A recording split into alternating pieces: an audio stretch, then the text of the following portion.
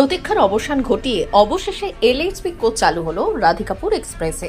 শুক্রবার রাতে প্রথা চালু হয় অত্যাধুনিক এই কোচ। সকালে এই অত্যাধুনিক কোচ এসে পৌঁছয় রায়গঞ্জ শহরে। সাত সকালে অত্যাধুনিক কোচের ট্রেনটি প্রথম আসে রায়গঞ্জ প্ল্যাটফর্মে। শুক্রবার কলকাতায় এই ট্রেনটিকে ফুল দিয়ে সাজানো হয়েছিল। বহু যাত্রী গতকাল কলকাতা থেকে এই ট্রেনটিতে করে রায়গঞ্জে আসেন। তাদের অভিজ্ঞতার কথা উত্তরের প্রহরীকে শেয়ার করেন। বহুদিন তারা আশায় ছিলেন এই অত্যাধুনিক বগি কবে আসবে। অবশেষে তা মেলায় খুশি বলে জানিয়েছেন যাত্রীরা, কারণ এই বগিতে রয়েছে সব অত্যাধুনিক ব্যবস্থা, ঝুঁকিও অনেক কম থাকে। তাই অত্যাধুনিক বগি পেয়ে সংসদ দেবশ্রী চৌধুরীকে ধন্যবাদ জানিয়েছেন যাত্রীরা। তবে বাজেটের আগে রায়গঞ্জের জন্য আরও কিছু দেখতে চাইছেন জেলাবাসী।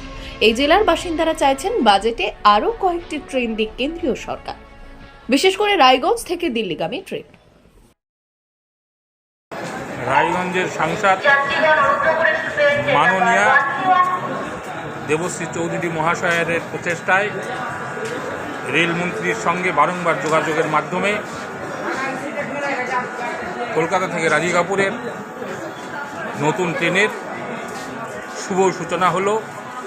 সেই শুভ সূচনায় আজ আমরা কলকাতা থেকে রাধিকাপুরের উদ্দেশ্যে রওনা দিলাম।